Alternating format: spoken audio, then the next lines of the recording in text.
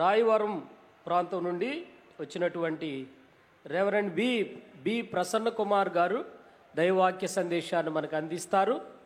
మనందరం శ్రద్ధగా దేవుని వాక్యాన్ని విందాం. మొదటిగా త్రియేక దేవునికి నా మరణాత, అలాగే ఇట్టి అవకాశం ఇచ్చిన ప్రెసిడెంట్ అయ్య గారికి, అధికారులకు నా వందన మరణాత. అలాగే వేదిక మీద ఉన్న గవర్నింగ్ బాడీ అయ్యగారులకు నా వందన మరణాతలు. అలాగనే నా తోటి యాజకులు ఏకీవించిన యాజకులందరికీ నా వందన మరణాత. అలాగే ఏకీవించిన మహోత్సవముల భక్త జనాంగములందరికీ మరణాత మరణాత మరణాత. దేవుని వాక్యమును చదువుకుందాం.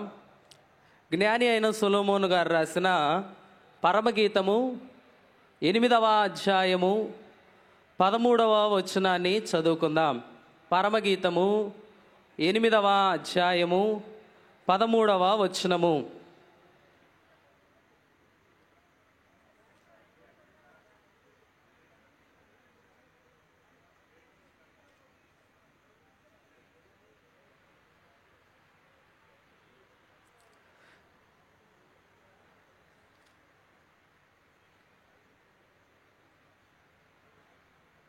ఉద్యానవనములో పెంచబడిన దానా, నీ చెనికత్తలు నీ స్వరము వినగోరుదురు, నన్నును దానిని విననిమ్ము. ప్రార్థన.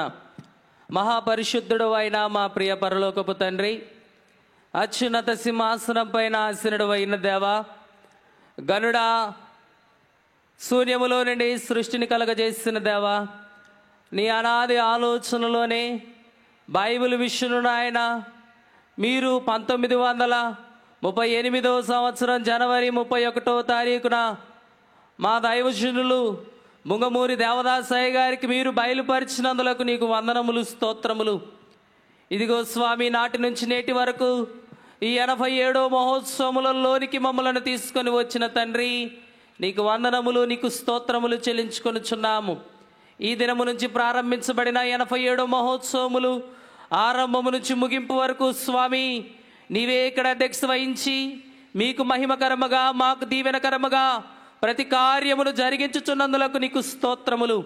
ఇదిగో దేవా, నీ వాక్యమును నాయన తెలియజేయుటకు నిలబడి ఉండగా నన్ను మరుగుపరచి, నా మాటలు కాదు కానీ నీ మాటలే మాట్లాడి వినగలిగిన చెవులను, గ్రహించగలిగిన మనస్సులను మా అందరికి దయచేయమని వాక్యమయ్యున్న యేసునామమున వేడుకొనుచున్నాం మా పరమ తండ్రి. ఆమేన్. మన ప్రభువైన యేసుక్రీస్తు ప్రభువారి యొక్కయు కృపయు ప్రేమయు సమాధానమును వాక్యము దగ్గరికి చేరిన మనకు తోడై నడిపించును గాక. ఆమేన్. దేవుని పిల్లలారా, దేవుని ఏర్పాటు కలిగిన బైబిల్ మిషన్ మహోత్సవములకు వచ్చిన వారలారా, ఈ దిన మన ధ్యానాంశము పరమగీతము 8వ అధ్యాయము 13వ వచనములో ఉన్నటువంటి ఒక ప్రత్యేకమైన మాటను నేటి కాలంలో ధ్యానము చేయనై ఉన్నాం. అది ఏమై ఉన్నదయ్యా అనంటే, ఈ 8వ అధ్యాయం 13వ వచనములో వ్రాయబడిన మాటను పరిశీలన చేస్తే, ఉద్యానవనములో పెంచబడిన దానా, నీ చెలికత్తులు నీ స్వరము వినగోరుచుదురు, నన్నును దానిని విననిమ్ము. ఈ 3 మాటలలో ఉన్నటువంటి మొదటి మాట ఉద్యానవనము అనే అంశమును కొద్ది నిమిషములు ధ్యానము చేసుకుందాం. దేవుని పిల్లలారా, పరిశుద్ధ గ్రంథములో అతి ప్రాముఖ్యమైన గ్రంథములు 2 ఉన్నాయి. ఒకటి పరమగీతము, 2 ప్రకటన గ్రంథము. ఈ 2 గ్రంథముల యొక్క భావము, వాటి యొక్క ఉద్దేశము చాలా ప్రత్యేకమైనది.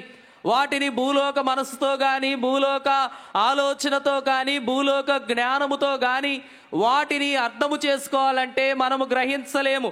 అందుకే ఈ పరమగీతములో ఉన్నటువంటి ఈ ప్రత్యేకమైన మాటను గనక పరిశీలన చేసినట్లయితే 8 అధ్యాయములు కలిగిన ఈ పరమగీతములో మొదటి అధ్యాయములో పెండ్లి కుమారుడు పెండ్లి కుమార్తెకు ఉన్న పరిచయ పలుకులతో ప్రారంభించబడిన ఈ పుస్తకము, ఈ గ్రంథము, ఈ 8వ అధ్యాయము 13వ వచనములోనికి వచ్చేసరికి పెండ్లి కుమార్తెను, పెండ్లి కుమార్తె యొక్క మెప్పు లేదా పెండ్లి కుమార్తె యొక్క ఘనత అనే ఈ మాటలో గనక పరిశీలన చేసినట్లయితే ఏ రీతిగా పెండ్లి కుమారుడు పెండ్లి కుమార్తెను మెచ్చుకుంటున్నాడో ఈ మాటలో చూడగలుగుతూ ఉన్నాం.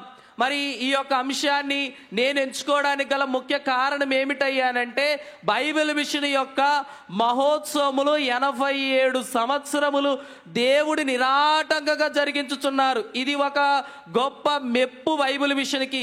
ఇన్ని సంవత్సరాల నుంచి మన అధ్యక్షులైనటువంటి వారు జరిగించుట ఇది బైబిల్ మిషన్ వారందరికీ కూడా ఒక మెప్పుగా కనబడుతూ ఉన్నది. అలాగనే పరమగీతము 8వ అధ్యాయం 13వ వచనములో ఏ రీతిగా పెండ్లి కుమారుడు పెండ్లి కుమార్తెను మెచ్చుకొనుచూ ఉన్నారో, అలాగనే నేటి కాలంలో భూలోకములో ఉన్నటువంటి ప్రతి ఒక్క సంఘనాయకులు కానీ లేదా ప్రతి ఒక్క విశ్వాసులు కానీ బైబిల్ మిషన్ యొక్క మహోత్సవములను మెచ్చుకొను స్థితిని నేటి కాలంలో మరి మనము చూడగలుగుతూ ఉన్నాం. దేవుని పిల్లలారా, ఈ మాటలో ఉన్న మొదటి మాట ఉద్యానవనము.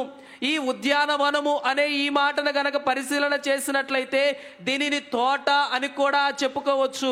ఈ ఉద్యానము వనము అనే ఈ మాట యొక్క భావము ఏమై ఉన్నదయ్యానంటే, మొక్కలు సురక్షితముగా పెంచబడే స్థలమును ఉద్యానవనము అని మనం పిలుచుకుంటూ ఉన్నాం. మొక్కలు ఎక్కడైతే సురక్షితముగా ఉంటాయో, ఎక్కడైతే క్షేమముగా ఉంటాయో ఆ స్థలమును మనము ఉద్యానవనము అని పిలుచుకుంటాం. అలాగనే పరిశుద్ధ గ్రంథములో 5 ప్రత్యేకమైన ఉద్యానవనములు మరి మనకు కనబడుతూ ఉన్నాయి.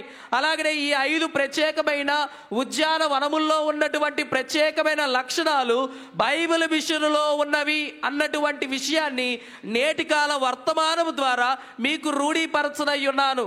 పరిశుద్ధ గ్రంథములో ఉన్న 5 ప్రత్యేకమైన ఉద్యానవనములలో ఏ లక్షణములైతే కనబడుతూ ఉన్నాయో బైబిల్ మిషను అనే ఈ యొక్క ఉద్యానవనములో కూడా ఈ యొక్క ప్రత్యేక లక్షణాలు కనబడుతూ ఉన్నాయి. మొదటిగా గనక చూచినట్లయితే ఆదికాండము 2వ అధ్యాయము 8వ వచనములో గనక చూచినట్లయితే అక్కడ ఏదేను ఉద్యానవనము కనబడుతూ ఉన్నది. ఏదేను అనే మాటకు అర్థం ఏమిటంటే ఉల్లాసము. ఏదేను వనము లేదా ఏదేను ఉద్యానవనము. ఏదేను ఉద్యానవనములో ఏమి కనబడుతున్నదయ్యానంటే, దేవునికి మానవునికి మధ్య ఉన్నటువంటి దైవ సహవాసం అనేది కనబడుతూ ఉన్నది. ఈ ఏదేను తోట యొక్క ప్రత్యేకత ఏమిటయ్యా అంటే, మానవునికి దేవునికి మధ్య ఉన్న ఆ దైవ సహవాసమే ప్రత్యేకత అయి ఉన్నది. దైవజనులు దేవదాసయ్య గారు ఏదేను తోటను గురించి తెలియజేస్తూ ఏదేను తోటలో ఏమున్నావో కూడా దైవజనులు మనకు తెలియజేసిన వారై ఉన్నారు. ఏదేను తోటలో పరిశుద్ధత ఉన్నదంట. మొదటిగా ఏదేను తోటలో ఏమున్నదండి? పరిశుద్ధత ఉన్నది. రెండవదిగా ఏదేను తోటలో దేవుని యొక్క మహిమ ప్రకాశించుచున్నది. ఏదేను తోటలో దేవుని మహిమ ప్రకాశించుచున్నది అని అన్నారు. మూడవదిగా చూస్తే ఏదేను తోటలో దేవుని అధికారము ఉన్నది. ఏదేను తోటలో దేవుని అధికారము ఉన్నది. నాలుగవదిగా చూచినట్లయితే ఏదేను తోటలో దేవుని సమృద్ధి ఉన్నది. ఏదేను తోటలో దేవుని సమృద్ధి ఉన్నది. ఐదవదిగా చూచినట్లయితే ఏదేను తోటలో దైవ సహవాసము ఉన్నది. దేవుని బిడ్డలారా, బైబిల్ మిషన్ వారిమైనటువంటి మనకు దైవజనులైన దేవదాసయ్య గారు మనకు నేర్పించింది ఈ దైవ సహవాసపు అనుభవమే. ప్రతిరోజు తెల్లవారుజామున దేవుని సన్నిధిలో గడుపుట, దైవ సన్నిధి అనే ఈ అనుభవాన్ని దైవజనులు మనకు నేర్పించినటువంటి వారై ఉన్నారు. ఆదికాండం 5వ అధ్యాయము 24వ వచనములో గనక చూస్తే 300 ఏళ్ళు దైవ సహవాస అనుభవం కలిగినటువంటి హానోకు గారు అక్కడ మనకు కనబడతారు. దైవజనులు దేవదాసయ్య గారు అన్నారు, హానోకు గారు 300 ఏళ్ళు సన్నిధి పరులు అని అన్నారు. ఆయన యొక్క జీవిత కాలములో 365 సంవత్సరాలు ఆయన జీవిస్తే 300 ఏళ్ళు సన్నిధి జీవితము అని అన్నారు దైవజనులు. 300 సంవత్సరాలు నిరాటంకంగా దైవ సహవాసపు అనుభవం కలిగినటువంటి హానోకును దేవుడు భూలోకములో ఉంచకుండా తన యొద్దకు తీసుకొని వెళ్ళినటువంటి వారై ఉన్నారు. అలాగనే నేటి కాలములో కూడా బైబిల్ విషయంలో ఉన్నటువంటి మనమందరమును కూడా దైవ సహవాస అనుభవం కలిగినటువంటి మనలను దేవుడు ఈ 7 ఏళ్ల శ్రమ నుంచి తప్పించి పరమునకు చేర్చుకొని వారై ఉన్నారు. పెండ్లి కుమార్తెగా దేవుడు సిద్ధపరిచి పరమునకు తీసుకొని వెళ్ళి వారై ఉన్నారు. వారు. హానోకు గారు 300 ఏళ్ళు దైవ సహవాస అనుభవం కలిగిన వారు. అలాగనే క్రొత్త నిబంధన కాలంలో చూస్తే అక్కడ మరి ఒక వ్యక్తి కూడా కనబడుతూ ఉంటారు. లూకా సువార్త 2వ అధ్యాయము 36వ వచనంలో గనక చూసినట్లయితే అక్కడ హన్నా ప్రవక్తిని కనబడతారు. ఈమె 84 సంవత్సరాలు దేవాలయమును విడువక దేవుని సన్నిధిని విడిచిపెట్టనటువంటి మనస్సు, భూలోకములో ఉన్న తన భర్త తనను వదిలిపెట్టిన దేవునిని మాత్రం వదిలిపెట్టే మనస్సు ఆమెకు లేదు. కనుక దేవుని బిడ్డలారా, ఈ 87వ మహోత్సవంలోనికి వచ్చిన వారులారా, భూలోకములో ఉన్న అన్నిటికంటే మిన్నగా దైవ సహవాసాన్ని కోరవలసినటువంటి సమయం ఇది. దైవ సహవాసమును కోరవలసినటువంటి స్థితి ఈ కాలము. భూలోకములో ఉన్న పరిస్థితులన్నీ కూడా ప్రభు యొక్క రాకడను మనకు గుర్తు చేస్తున్నాయి గనక ఇది దైవ సహవాసము కలిగి ఉండవలసినటువంటి సమయము, దైవ సన్నిధి చేయవలసినటువంటి సమయము. అలాగనే అపోస్తుల కార్యములు 2వ అధ్యాయం 42వ వచనంలో కూడా ఆది సంఘకాలంలో ఉన్నటువంటి వారు కూడా సంఘ సహవాసము వదిలిపెట్టేవారు కాదు. వారు ఎల్లప్పుడూ కూడా సంఘ సహవాసము, దైవ సహవాసము కలిగి ఉండినటువంటి వారుగా కనబడుతూ ఉన్నారు. మొదటిగా ఏదేని తోటలో ఏమున్నదయ్యానంటే దైవ సహవాసం ఉన్నది. అలాగే బైబిల్ విషయంలో ఏమున్నదయ్యానంటే దైవ సహవాసం ఉన్నది. దైవ జనులు మనకు నేర్పించింది దైవ సన్నిధి, దైవ సహవాసము. మొదటిగా ఈ ఏదేను వనములో ఏ అనుభవం అయితే ఉన్నదో అదే అనుభవము బైబిల్ విషయంలో కూడా కనబడుతున్నది అన్నటువంటి విషయాన్ని మనము గుర్తించవలసినటువంటి వారమైన మొదటి ఉద్యానవనము ఏదేను ఉద్యానవనము. 2వ ఉద్యానవనమును గనక చూచినట్లయితే ఆదికాండము 18వ అధ్యాయము 1వ వచనాన్ని ఒకసారి చదవండి. ఆదికాండము 18వ అధ్యాయము 1వ వచనము. మరియు మమ్రే దగ్గరనున్న సింధూర వనములో అబ్రహాము ఎండవేళ గుడారపు ద్వారమందు కూర్చొని ఉన్నప్పుడు యెహోవా అతనికి కనబడెను. చాలండి. ఇక్కడ గనక పరిశీలన చేసినట్లయితే మరి ఒక ఉద్యానవనం ఇక్కడ కనబడుతూ ఉన్నది. ఈ ఉద్యానవనమునకు ఉన్నటువంటి పేరే సింధూర ఉద్యానవనము. ఈ ఉద్యానవనములో విశ్వాసులకు తండ్రి అయిన పితామహులైన అబ్రహాము గారు అక్కడ మనకు కనబడతారు. ఏ ఆధారము లేని స్థితి, నిరుత్సాహ స్థితి. ఇదిగో తనకున్న యావదాస్తి ఏమైపోతుందో, తనకు పిల్లలు లేకుండా మరి తన యొక్క జీవనము ఏమైపోతుందో అన్నటువంటి చింతలో అబ్రహాము ఆ యొక్క ఎండవేళ చూస్తూ ఉండగా ఎవరు వచ్చేసారు అబ్రహాము దగ్గరికి? త్రిత్వ దేవులు అబ్రహాము మధ్యకు వచ్చి వేసిన వారై ఉన్నారు. దైవజనులు దేవదాసయ్య గారు రాశారు కదా, నాకు నా తండ్రి నరరూపముతో త్రైకునీగా కనబడి నాకు ధైర్యమిచ్చును అని దైవజనులు ఏ రీతిగా ఆ కీర్తన వ్రాసి ఉన్నారో దేవుని బిడ్డలారా, అబ్రహాము ఎలాగైతే చింతాక్రాంతుడై మరి దుఃఖాక్రాంతుడై ఆ ఎండవేళ ఎలాగైతే ఆ యొక్క సింధూర వనములో కూర్చున్నాడో అలాగనే ఈ మహోత్సవాల్లోకి వచ్చిన వారులారా, మీరు ఏ చింతతో వచ్చినా, ఏ బాధతో వచ్చినా, ఏ దుఃఖముతో వచ్చినా, ఏ శ్రమతో వచ్చినా ఇక్కడ ఉన్న ఆ దేవుని యొక్క ప్రభావమే మనకు జవాబిస్తూ ఉన్నది. ఆ కాలంలో ఏ రీతిగా త్రిత్వదేవుడు వచ్చి అబ్రహాము గారికి జవాబిచ్చి అబ్రహామును ధైర్యపరిచారో, అబ్రహామును దృఢపరిచారో, అలాగే ఈ మహోత్సవాలకు వచ్చిన వారులారా దేవుడి యొక్క వాక్యముల ద్వారా, దేవుడి యొక్క వాగ్దానముల ద్వారా దేవుడు మనలను కూడా ధైర్యపరచువారై ఉన్నారు. పరిశుద్ధ గ్రంథములో చూసినట్లయితే కీర్తనల గ్రంథము 46వ కీర్తన 1వ చరణములో గనక చూసినట్లయితే ఆపత్కాలమున ఆయన నమ్ముకొనదగిన సహాయకుడు. శ్రమకాలములో, శోధన కాలములో మానవులందరూ మనల్ని వదిలిపెట్టి వెళ్ళిపోవచ్చు, మానవులందరూ దూరం అయిపోవచ్చు, మానవులందరూ వదిలిపెట్టి వెళ్ళిపోవచ్చు. అప్పటి వరకు బాగా మాట్లాడిన వారే, అప్పటి వరకు మనతో ఆనందించిన వారే మనల్ని త్రోసివేయవచ్చు. కానీ ఏ పరిస్థితిలో కూడా మనల్ని వదిలివేయనిది, మనల్ని త్రోసివేయనిది, మనల్ని నెట్టివేయనిది ఎవరయ్యానంటే మన ప్రభు అయిన యేసు. నన్ను అందరూ అన్ని విడచిన, నన్ను అందరూ అన్ని విడచిన, ఎన్నడును విడువనట్టి యేసు కావలే, ఎన్నడును విడువనట్టి యేసు కావలే.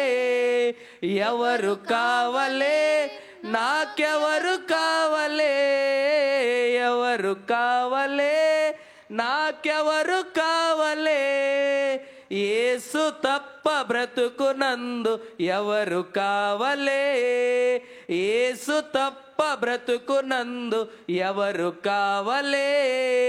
కనుక నన్ను అందరూ అన్నీ విడచినా ఎన్నడును విడువనట్టి యేసే కావాలి. కనుక భూలోకములో ఉన్న మానవులందరూ మనల్ని వదిలిపెట్టినా మనల్ని ఎన్నడూ కూడా విడిచిపెట్టనటువంటి మన ప్రభు మనకు ఉన్నారు. అలాగనే ఇక్కడ చూసినట్లయితే ఆపత్కాలమున ఆయన నమ్ముకొనదగిన సహాయకుడు. అలాగనే కీర్తనల గ్రంథము 27వ కీర్తన 5వ చరణములో కూడా చూస్తే అక్కడ ఒక చక్కని మాట వ్రాయబడి ఉన్నదండి. ఆపత్కాలమున ఆయన తన పర్ణశాలలో నన్ను దాచును, తన పర్ణశాలలో నన్ను దాచును. ఆపత్కాలమున ఆయన ఎక్కడ దాచువారై ఉన్నారంట? తన పర్ణశాలలో నన్ను దాచును.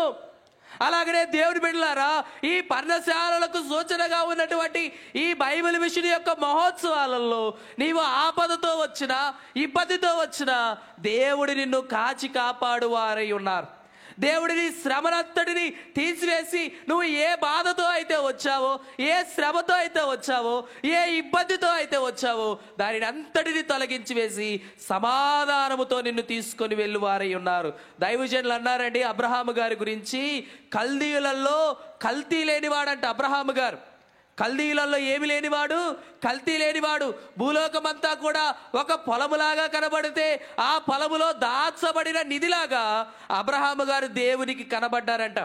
కాబట్టి దేవుని బిడ్డలారా, సింధూర ఉద్యానవనము, ఈ సింధూర ఉద్యానవనము దగ్గర శ్రమలో ఉన్న అబ్రహాము గారిని ఏ రీతిగా దేవుని యొక్క వాగ్దానము అబ్రహాము గారిని స్థిరపరిచినదో, అలాగనే ఈ బైబిల్ మిషన్ 87వ మహోత్సవములకు వచ్చిన వారలారా, ఈ మాటలే మనకేమై ఉన్నాయి చెప్పండి? దేవుని యొక్క వాగ్దానములై ఉన్నాయి.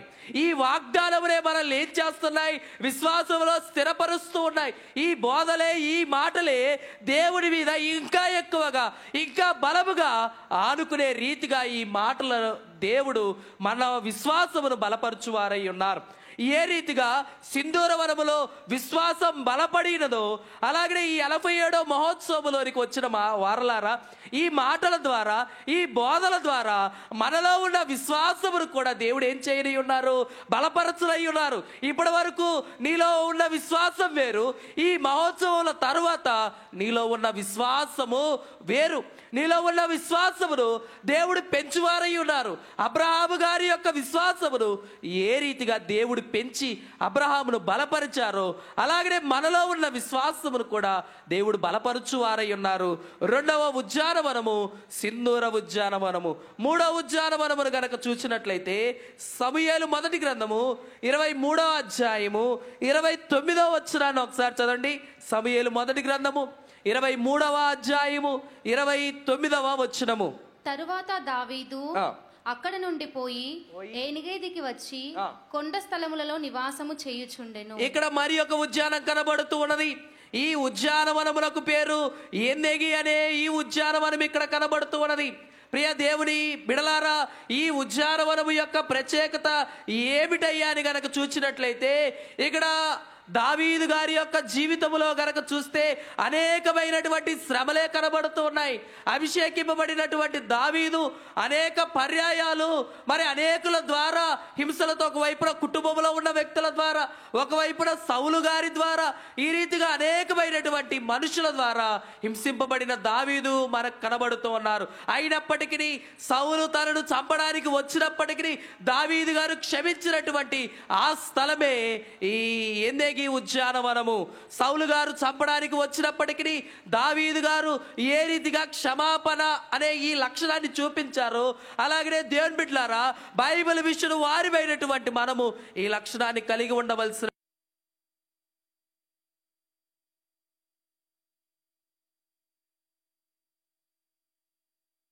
మానగా మర్చిపోవట.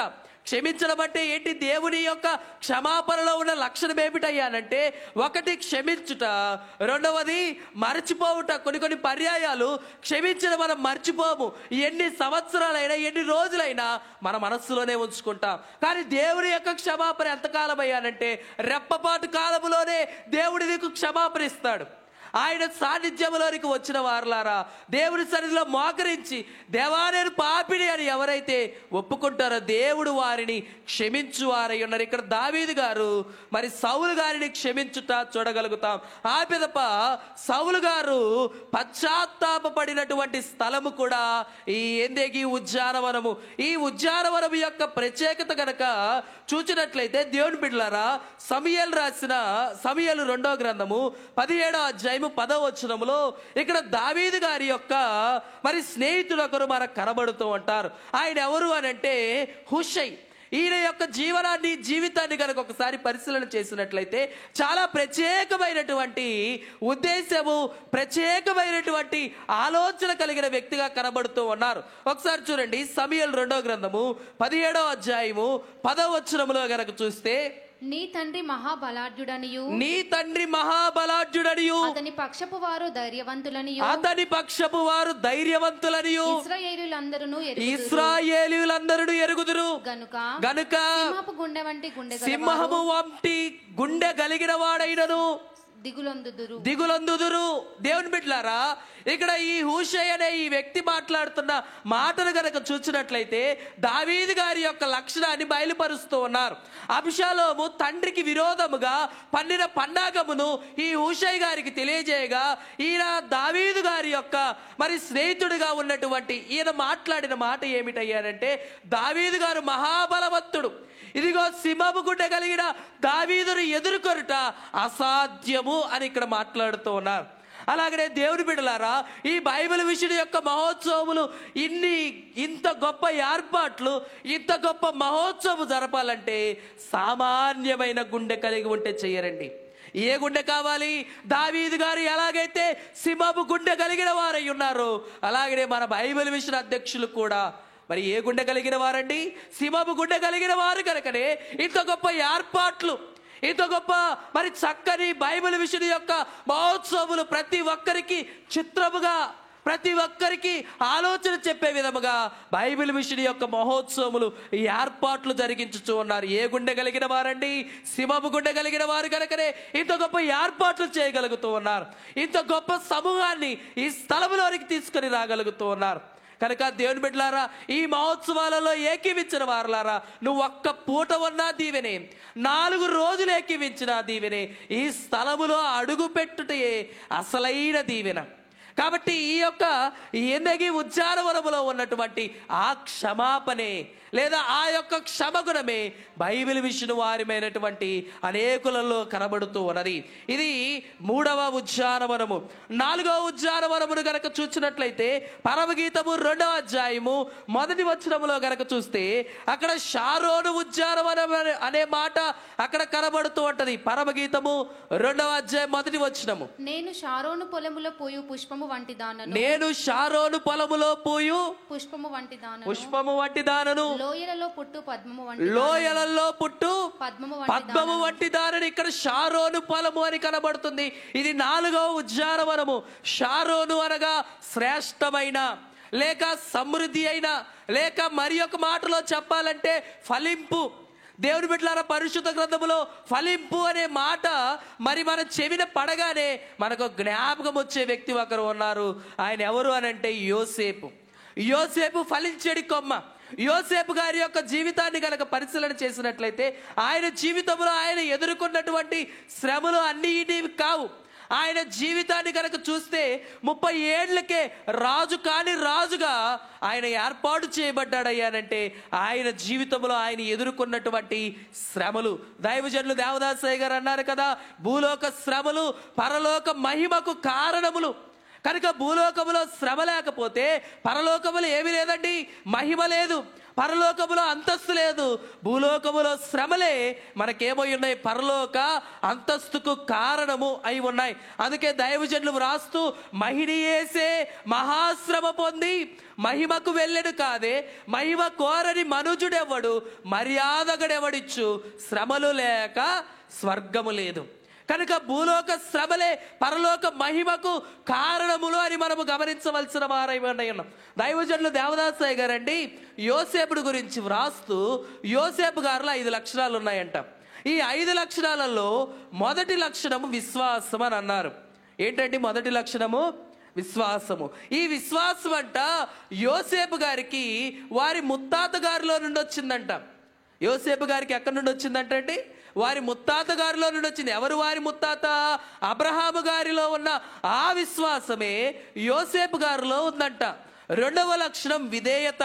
ఈ విధేయత ఎక్కడి నుండి వచ్చిందంటే వారి యొక్క తాతగారిలో నుండి వచ్చిందంట. ఎవరైనా ఈ యోసేపు గారి యొక్క తాతగారు ఎవరండి? ఇస్సాకు గారు. ఇస్సాకు గారిలో ఉన్న విధేయత యోసేపు గారిలో ఉన్నది. అలాగనే మూడవ లక్షణము ఓర్పు ఉన్నది యోసేపులో. యోసేపు గారిలో ఓర్పు ఉన్నది. ఈ ఓర్పు ఎక్కడి నుండి వచ్చిందయ్యారంటే యోసేపు గారి యొక్క తండ్రి గారైన యాకోబు గారిలో ఉన్న ఆ ఓర్పు, ఆ సహనమే యోసేపు గారిలో కనబడుతూ ఉన్నది. అలాగనే నాలుగవ లక్షణము యోసేపు సౌందర్యవంతుడు. యోసేపు గారిలో ఉన్న సౌందర్యము ఎక్కడి నుండి వచ్చిందయ్యానంటే యోసేపు గారి యొక్క తల్లి గారిలో నుండి వచ్చింది. యోసేపు గారి యొక్క తల్లిగారు సౌందర్యవంతురాలు గనక ఆమె యొక్క సౌందర్యం ఎవరికి వచ్చింది? యోసేపు గారికి వచ్చింది. యోసేపు గారిలో ఉన్న మరి యొక్క ప్రత్యేకమైన లక్షణము దైవజనులు తెలియజేస్తూ ఇది ఎవరిలో నుండి రాలేదు, యోసేపు స్వయాన సంపాదించుకున్నాడు. యోసేపు స్వయాన ఏ లక్షణాన్ని సంపాదించుకున్నాడయ్యానంటే సత్ప్రవర్తన. యోసేపు గారు సంపాదించుకున్న ఒక ప్రత్యేకమైన లక్షణం ఏమిటయ్యానంటే సత్ప్రవర్తన. ఇది ఎవరిలో నుంచి ఆయనకు రాలేదు, ఎవరి దగ్గర నుంచి ఆయన నేర్చుకోలేదు. కానీ దేవుడే ఈ సత్ప్రవర్తన అనే లక్షణాన్ని యోసేపు గారికి అలవర్చినటువంటి వారై ఉన్నారు. యోసేపు గారే సొంతముగా తనలో ఉన్నటువంటి ఆ సత్ప్రవర్తనను దేవుని దగ్గర ఉండి నేర్చుకున్న వారై ఉన్నారు. దేవుని పిల్లలారా, ఈ లక్షణాలే యోసేపుని ఏం చేసిందయ్యానంటే ఫలించే విధంగా చేసింది. 30 ఏళ్లకే రాజు కాని రాజుగా మార్చివేసినట్లుగా చూస్తూ ఉన్నాం. అన్నలందరూ కూడా యోసేపును అమ్మివేశారు. కానీ దైవజనులు అన్నారు, అన్నలు అమ్మివేసింది యోసేపును కాదు, కానీ ఆశీర్వాదాన్ని అమ్మివేశారంట. యోసేపు యొక్క అన్నలు యోసేపును అమ్మివేయలేదు, కానీ ఎవరిని అమ్మివేశారు, దేనిని అమ్మివేశారు అయ్యానంటే ఆశీర్వాదాన్ని అమ్మివేశారని అన్నారు దైవజనులు. కనుక వారి కుటుంబానికి ఆశీర్వాదముగా నిలబడినటువంటి వ్యక్తే ఈ యోసేపు 11వ వాడు. అలాగనే దేవుని బిడలారా, ఈ 87వ మహోత్సవాలు ఏర్పాట్లు గావించినటువంటి మన అధ్యక్షులు కూడా 11వ అధ్యక్షులు. ఏ రీతిగా ఫలింపనేది మరి కనబడుతూ ఏట ప్రతి ఒక్క మరి ప్రత్యేకమైనటువంటి కార్యములు ఈ మహోత్సవాలలో చూస్తూ ఉంటాం. ఈ ఏడాదికి ఈ పనులైతే వచ్చే ఏడాదికి ఇంకొన్ని కొత్త పనులు, ఆ పై ఏడాదికి ఇంకొన్ని క్రొత్త పనులు, ఇలా ఫలించుకుంటూ మన 11 అధ్యక్షుల ద్వారా దేవుడు ఈ మహోత్సవాలను మరి పరిపూర్ణముగా ఫలింపు స్థితిలోనికి దేవుడు నడిపించువారై ఉన్నారు. కాబట్టి 4వ ఉద్యానవనము ఏ ఉద్యానవనయ్యానంటే షారోను ఉద్యానవనము. ఈ ఉద్యానవనములో ఏమి కనబడుతుందయ్యారంటే ఫలింపు. అలాగనే బైబిల్ విషయం యొక్క మహోత్సవాలలో కానీ బైబిల్ విషయంలో ఉన్న ప్రతి సేవకుల్లో కూడా ప్రతి చిన్న సంఘములో కూడా ఏమి కనబడుతుందయ్యానంటే ఫలింపు కనబడుతుంది. ఒకప్పుడు ఏదీ లేని కాలము నుంచి ఇప్పుడు దేవుడు అన్ని సౌకర్యాలు, అన్ని సదుపాయాలు దేవుడు ఇచ్చాడు అని అంటే కారణము ఏమి కనబడుతుంది? ఫలింపు కనబడుతూ ఉన్నది. కాబట్టి షారోను మైదానములో లేదా షారోను ఉద్యానవనములో ఏ ఫలింపు అయితే కనబడుతూ ఉన్నదో బైబిల్ విషయంలో కూడా అదే ఫలింపును నేటి కాలములో కల్లారా చూస్తూ ఉన్నాం మనం అందరం. ఇదంతా కూడా ఏంటండి? బైబిల్ విషయం యొక్క ఫలింపా కాదా? ఇదంతా కూడా బైబిల్ విషయం యొక్క ఫలింపే. కనుక షారోను ఉద్యానవనములో ఈ ఫలింపు అనే ఈ లక్షణము ఎలాగైతే కనబడుతూ ఉన్నదో బైబిల్ విషయంలో కూడా ఏమి కనబడుతుందండి? మనకి ఫలింపు కనబడుతూ ఉన్నది. 5వ ఉద్యానవనము గెత్సెమనే ఉద్యానవనము. మత్తయి సువార్త 26వ అధ్యాయము 36వ వచనము నుంచి 37వ వచనం వరకు గనక చూస్తే చదవండి. మత్తయి సువార్త 26వ అధ్యాయము 36, 37 వచనాలు. అంతట యేసు వారితో కూడా గెత్సెమనే అనబడిన చోటికి వచ్చి, నేను అక్కడికి వెళ్ళి ప్రార్థన చేసి వచ్చే వరకు మీరిక్కడ కూర్చుండుడని శిష్యులతో చెప్పి. ఇక్కడ మరి ఒక ఉద్యానవనం కనబడుతుంది. ఈ ఉద్యానవనం యొక్క పేరు ఏ ఉద్యానవనం అని అంటే గెత్సెమనే ఉద్యానవనము. గెత్సెమనే అనే మాటకు భావం ఏమిటయ్యానంటే గానుగా. యేసుక్రీస్తు ప్రభు వారి యొక్క జీవితాన్ని కనుక ఒకసారి పరిశీలన చేసినట్లయితే ప్రభు జీవితంలో ఉన్న ప్రత్యేకత ఇంకెవరి జీవితంలో కూడా కనబడదండి. ఆయన యొక్క జన్మ నుంచి మరణం వరకు కూడా యేసుక్రీస్తు ప్రభువారి జీవితంలో 33.5 సంవత్సరాలలో ఆయన జీవితంలో ఉన్న ప్రత్యేకత ఇంకెవ్వరి జీవితంలో కూడా కనబడదు. యేసుక్రీస్తు ప్రభువారు జన్మించడానికండి ఒక కన్యక గర్భాన్ని ఆయన కోరుకున్నాడు. ఏ గర్భాన్ని ఆయన కోరుకున్నాడు? ఒక కన్యక గర్భాన్ని ఆయన కోరుకున్నాడు. ఆయన జన్మించడానికి గొప్ప గొప్ప స్థలాలను కోరుకోలేదు, గొప్ప గొప్ప బిల్డింగ్లను కోరుకోలేదు, గొప్ప గొప్ప ఉన్నతమైన స్థలములను యేసుక్రీస్తు ప్రభువారు జన్మించిన కాలంలో కోరుకోలేదు. కానీ ఆయన కోరుకున్న స్థలము అల్పమైన బెత్లెహేము, అల్పమైన పశువుల పాకను యేసుక్రీస్తు ప్రభువారు జన్మించడానికి ఆయన కోరుకున్న వారై ఉన్నారు. అలాగనే చేయడానికి ఎన్నో పనులు ఉన్నాయి, కానీ యేసు ప్రభువారు కోరుకున్న పని వడ్రంగి పని. ఆయన ఆ పనిని కోరుకున్నారు. అలాగనే దేవుని బిడ్డలారా, ఆయన బోధించడానికి గొప్ప గొప్ప దేవాలయాలను కోరుకోలేదు, గొప్ప గొప్ప ఉన్నత స్థలాలను కోరుకోలేదు. కొండ ప్రాంతం అయితే కొండ ప్రాంతంలో బోధించేవారు, సముద్ర తీరానైతే సముద్ర తీరాన్ని బోధించేవారు. ఎక్కడ బోధ చేయడానికి అవకాశం ఉన్నా యేసు ప్రభువారు అక్కడ బోధ చేయడానికి, మరి ఆయన బోధించడానికి ఇష్టపడేవారు. అలాగనే చూసినట్లయితే ఆయన అనేకులు గొప్పవారు ఉన్నా కానీ వారిలో నుంచి శిష్యులుగా కోరుకోలేదు. మరి జ్ఞానము లేని వారిని, పామరులుగా ఎంచబడిన వారిని దేవుడు తన యొక్క అపోస్తలులుగా, తన శిష్యులుగా ఉండడానికి యేసు ప్రభువారు కోరుకున్నారు. చివరిగా మరణించడానికి ఎన్నో మరణాలు ఉన్నాయి. మానవుడు చనిపోవాలంటే ఎన్నో మార్గాలు ఉన్నాయి, చనిపోవాలంటే ఎన్నో దారులు ఉన్నాయి. కానీ వాటి ఏటిని కూడా ప్రభు కోరుకోలేదు. కానీ ఆయన శిలువ మరణాన్ని మాత్రమే యేసు ప్రభువారు కోరుకున్నారు. మానవుడు మరణించడానికి మరణం ఏంటయ్యానంటే శిలువ మరణము. యేసు ప్రభువారి యొక్క జీవితము ప్రత్యేకమైనటువంటి జీవితం. అలాగనే భూలోకములో ఎందరో జనాంగములు ఉన్నప్పటికీ యేసుక్రీస్తు ప్రభువారు కోరుకున్న జనాంగము, దేవుడు కోరుకున్న జనాంగము ఇశ్రాయేలీయులు. భూలోకములో దేవుడు బైబిల్ విషయంలో కోరుకున్న వారై ఉన్నారు గనక, దేవుడు స్థాపించిన విషయం గనక గాలి ఎంత దూరం అయితే వెళ్తుందో అంత దూరం వరకు బైబిల్ విషయం దేవుడు విస్తరింప చేయువారై ఉన్నారు. యేసుక్రీస్తు ప్రభువారే ఈ గెత్సెమనే వనములో యేసుక్రీస్తు ప్రభువారు నలగొట్టబడ్డారు. ఆయన యొక్క మరణ కార్యము, ఆయన యొక్క రక్షణ కార్యము ఈ గెత్సెమనే వనములో నుంచే ప్రారంభించబడినట్లుగా మరి మనము చూడగలుగుతున్నాం. దైవజనులు దేవదాసయ్య గారండి ఈ గెత్సెమనే వనమును గురించి వ్రాస్తూ, ఈ వనములో ఏముందయ్యానంటే ఈ వనములో ప్రభు యొక్క ప్రార్థన ఉంది. యేసుక్రీస్తు ప్రభువారు ఈ వనములో ప్రార్థన చేశారు గనక ప్రభు యొక్క ప్రార్థన ఉంది. రెండవది, ఈ వనములో ప్రభు యొక్క కన్నీరుంది. ఈ గెత్సెమనే వనములో ఏముందయ్యానంటే ప్రభు యొక్క కన్నీరుంది. మూడవది, ఈ వనములో ఏమున్నదయ్యానంటే యేసుక్రీస్తు ప్రభువారి యొక్క చెమట ఉన్నది. అలాగనే నాలుగవది, ఈ వనములో ఏమున్నదయ్యానంటే యేసుక్రీస్తు ప్రభువారి యొక్క రక్తము ఉన్నది. మరి ఒకటి చివరిది, ఈ వనములో ఏమున్నదయ్యానంటే సంఘము కొరకు పడిన గొప్ప ప్రసవ వేదన ఉన్నది. సంఘము కొరకు పడిన గొప్ప ప్రసవ వేదన, గొప్ప వేదన ఎక్కడున్నదంట? గెత్సెమనే ఉద్యానవనములో ఉన్నది. అలాగనే దేవుని బిడలారా, బైబిల్ మిషన్ అధ్యక్షులైనటువంటి వారు, అలాగనే బైబిల్ మిషన్ అధికారులైనటువంటి వారు మరి ఈ సభలు జరగడానికంటే ముందు అనేక దినాలు ఈ స్థలములోనికి వచ్చి వారు మోకరించి కన్నీరు కార్చి ప్రార్థించిన వారై ఉన్నారు. ఈ మహోత్సవాలు ఇలా జరుగుతున్నాయి అంటే అనేకులు కార్చిన కన్నీరు, అనేకులు చేసిన ప్రార్థన విజ్ఞాపముల ద్వారా దేవుడి మహోత్సవములను ఈ రీతిగా ప్రారంభించిన వారై ఉన్నారు. 5వ ఉద్యానవనము గెత్సెమనే ఉద్యానవనము. 6వదిగా చూసినట్లయితే ఇది బైబిలులో లేని ఉద్యానవనము. ఆ ఉద్యానవనమే ఏ ఉద్యానవనం అయ్యానంటే కాకాని అనే ఉద్యానవనము, లేదా కాకాని తోట. ప్రతి సోమవారము దైవజనులు కాకాని తోట గురించి ప్రత్యేకమైన వచనాన్ని రాశారు. ప్రతి సోమవారము ప్రభు క్రీస్తు బోధలకు, ప్రతి వ్యాధి చిక్కు పరిహారము, ప్రతి వారు గుంటూరు బయట కాకాని స్వస్తిశాలను చూచి వెళ్ళండి అని రాశారు. కనుక దేవుని బిడ్డలారా, ప్రతి సోమవారం అంటే మనకేం గుర్తొస్తుంది? కాకాని తోటే మనకు గుర్తొస్తుంది. వారములో 7 రోజులున్న ఆదివారం ఆరాధన చేసినటువంటి వారము సోమవారం అనగానే మనకు గుర్తొచ్చేది ఏంటంటే స్వస్తిశాలకు వెళ్ళాలి, కాకాని తోటకు వెళ్ళాలి. ఇదిగో కాకాని తోటకు వెళ్ళి దీవెన పొందాలి. దేవుని బిడ్డలారా, కాకాని తోటలో ఏముంది? కాకాని తోటలో ఏముందనే ఒక ప్రశ్న మనం వేసుకుంటే యెరూషలేములో యేసుక్రీస్తు ప్రభువారి యొక్క సమాధి ఉంది. యెరూషలేములో ఎవరి సమాధి ఉందండి? యేసుక్రీస్తు ప్రభువారి యొక్క సమాధి ఉంది. ఇక్కడ మద్రాసులో తోమా గారి యొక్క సమాధి ఉంది. అలాగనే గుంటూరు కాకాని తోటలో ఎవరి యొక్క సమాధి ఉంది? మన పితామహులు, మన బైబిల్ మిషన్లను అందుకున్న దైవజనులైన దేవదాసయ్య గారి యొక్క మరి సమాధి ఎక్కడుందండి? ఈ కాకాని తోటలోనే ఉంది. దైవజనుడి యొక్క మరి కాలు మోపినటువంటి ఆ స్థలములోనికి వెళ్ళుట మనకేమై ఉన్నది చెప్పండి? ఆశీర్వాదమై ఉన్నది.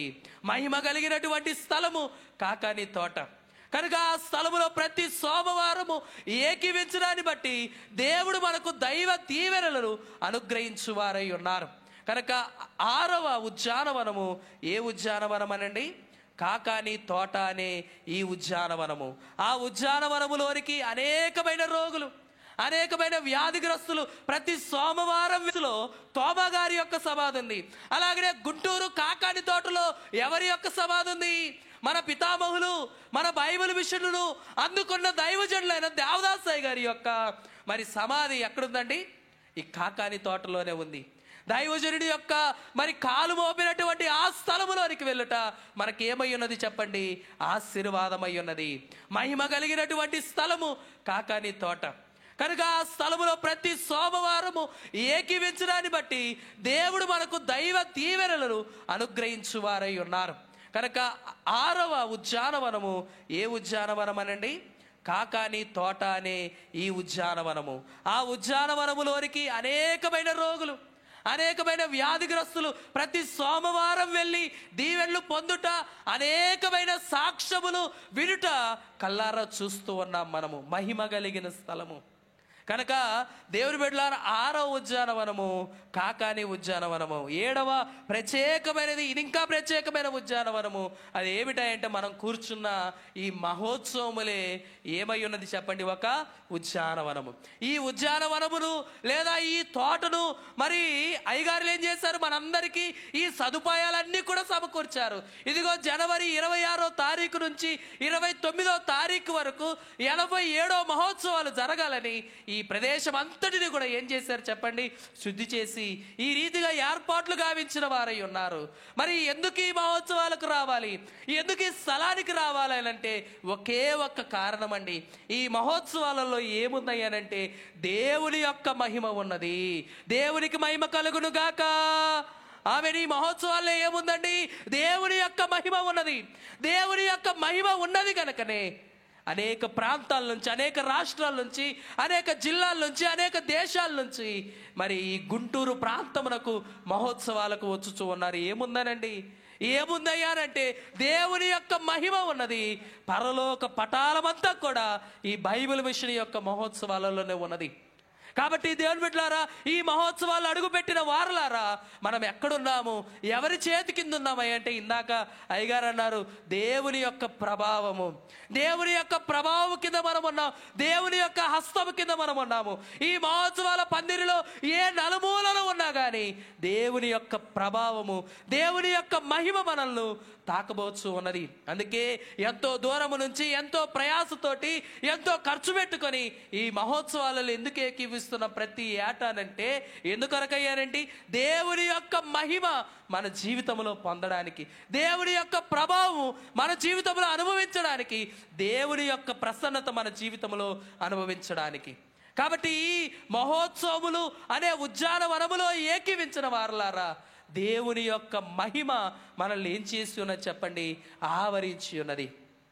కనుక దేవుని యొక్క మహిమ మనల్ని కూడా ఆవరించి ఉన్నది కనుక ఈ మహిమే మనల్ని ఏం చేస్తుంది? ప్రభు యొక్క రాకడకు సిద్ధపరుస్తుంది. దైవజనులు వ్రాశారు కదా, నేనిక సిద్ధముగా లేనని తెలిసినది గానన్ పరిశుద్ధాత్మయ నన్ను కడకు సిద్ధము చేసుకొనును అని దైవజనులు వ్రాసినట్లుగా మనకు మనం సిద్ధపడలేము. మనలో లోపాలు ఉన్నాయి, మనలో బలహీనతలు ఉన్నాయి, మనం పడిపోతూ ఉంటాము, లేస్తూ ఉంటాము. కానీ మనల్ని కడకు సిద్ధము చేసేది ఎవరయ్యారంటే పరిశుద్ధాత్మ తండ్రి. ఈ 87వ మహోత్సవాల్లోనికి వచ్చిన వారలారా, పరిశుద్ధాత్మ తండ్రి ఈ భూలోక మహోత్సవాలకు ఎన్ని పనులున్నా, ఎన్ని ఆటంకాలున్నా, ఎన్ని ఇబ్బందులున్నా, మరి మనం సభలకు రావాలంటే ప్రతి ఇంటిలో ఏదో ఒక సమస్య ఉంటుందండి. ఎందుకని ఈ ఏర్పాటు స్థలానికి రాకుండా ఆపుతాడు అపవాదైన సాతానుడు.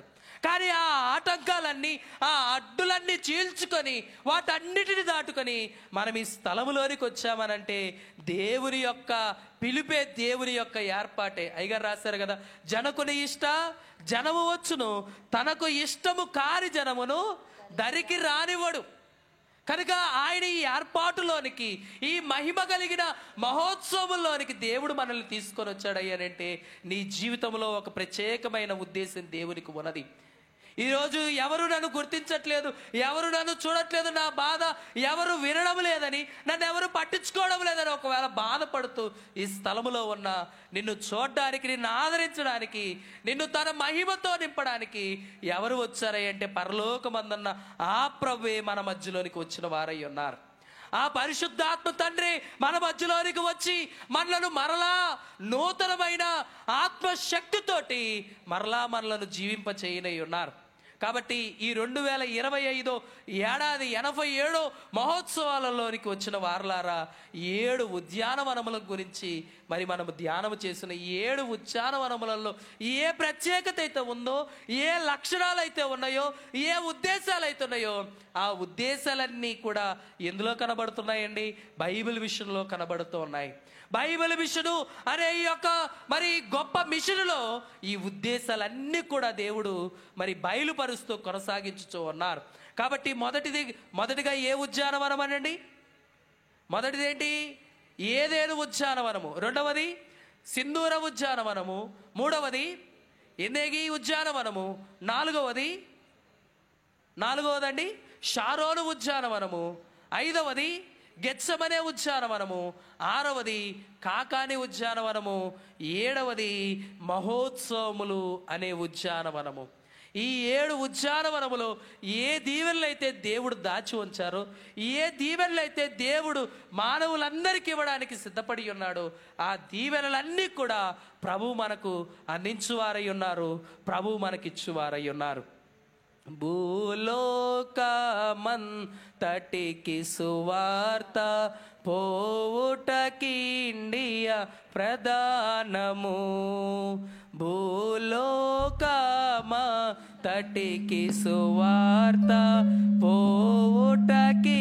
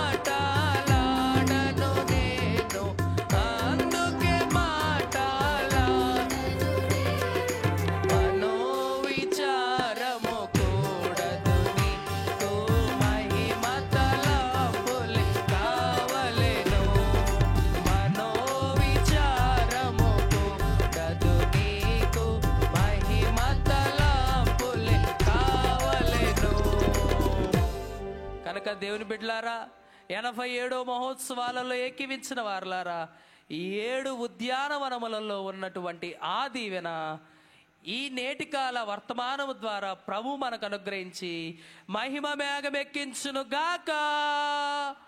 ఆమేన్. మీ అందరికీ మరణాత మరణాత ప్రార్థన. మహాపరిశుద్ధుడు అయిన మా ప్రియ పరలోకపు తండ్రి, గనుడా, గొప్ప దేవ, 87 మహోత్సవాలలో ఈ రీతిగా నాయన బోధించుటకు అల్పుడను మరి చిన్నవాడినైనా నన్ను ప్రేమించి మీరు చూపిన కృపను బట్టి నీకు వందనములు, స్తోత్రములు నాయన. ఈ రీతిగా మరి నాయన ఏదేను ఉద్యానవనమని, సింధూర ఉద్యానవనమని, ఎందేగి ఉద్యానవనమని, షారోను ఉద్యానవనమని, గెత్సెమనే ఉద్యానవనమని, కాకాని ఉద్యానవనము, మహోత్సవముల ఉద్యానవనమని మేము నాయన నేర్చుకొని ఉండగా ఈ యొక్క నాయన మాటలు మా హృదయంలో ఫలింపు చేయమని, మంచి నేలన పడిన విత్తనం వలె ఫలింపు చేయమని, ఈ మాటల ద్వారా మమ్మలను మేము బలపరుచుకొని మీరు ఆకడకు సిద్ధపడగలిగిన స్థితి మా అందరికి దయచేయమని, త్వరగా వచ్చుచున్న పెళ్లి కుమారుడుగా వచ్చుచున్న బైబిల్ మిషన్ను భూలోకమంతటికి ఆయన వ్యాప్తి చెందించుచున్న యేసునామమున వేడుకొనుచున్నాం మా పరమ తండ్రి, ఆమేన్. ఇటీ అవకాశం ఇచ్చిన బైబిల్ మిషన్ మరి అధ్యక్షుల అయ్య గారికి, నా మరణాత, అలాగే వేదిక మీద ఉన్న అయ్య గారులందరికీ, ఇప్పటి వరకు వాక్యం విన్న మీ అందరికీ మరణాత మరణాత.